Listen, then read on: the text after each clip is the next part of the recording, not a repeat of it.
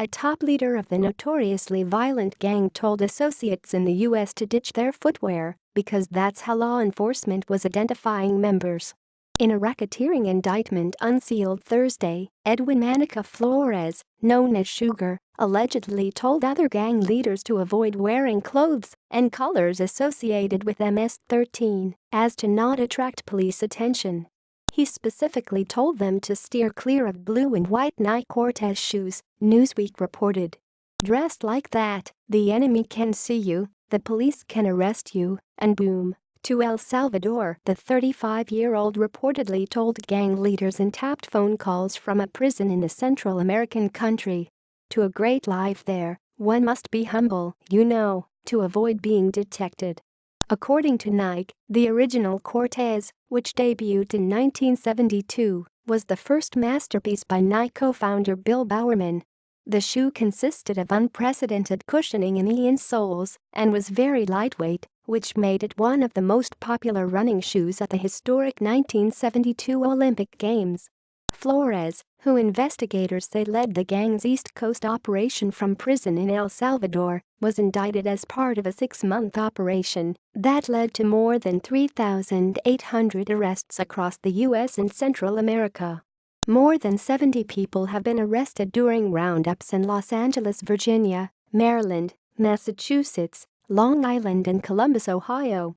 MS-13, which originated in Los Angeles in the 1980s before spreading like wildfire to the East Coast, is believed to have some 10,000 members across the U.S. They are a mix of Central American immigrants and U.S.-born members. The gang, whose motto is kill, rape, control, is known for its use of gruesome tactics, including hacking and stabbing its victims with machetes. It has been tied to a wave of recent violence on Long Island, just east of New York City, and has been linked to brutal killings in other states. The notorious gang continues to tighten its grip across the country by tapping into young, vulnerable unaccompanied immigrant children and giving them a sense of family, experts say. MS-13 has a powerful marketing strategy in which they offer a family for these children, Angel Melendez, special agent in charge of the ICE Homeland Security Investigations Unit in New York, told WJLA. He said unaccompanied minors made up about 30% of recent arrests against the gang. A former MS-13 gang member told WJLA the group target minors because they are more likely to get a slap on the wrist for any crimes they might commit. They have no boundaries.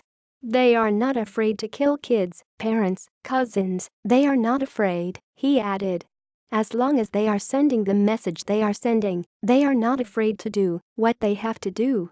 MS-13 has become a prime target of the Trump administration, which discusses its violence in suburban, immigrant communities in an effort to build support for a broader crackdown on immigration. President Trump directed federal enforcement to focus resources on combating the transnational gangs. For federal prosecutors who have long worked to quash the gang, the new emphasis is rewarding. The more work we do down in Central America, the more it helps us here, said David Radicki, a deputy assistant attorney general in the criminal division, who oversees the organized crime and gang unit.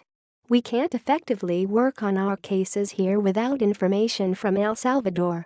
These recent indictments will change gang dynamics, said Zach Terwilliger, who prosecuted gangs in the Eastern District of Virginia before taking a position in the Deputy Attorney General's office.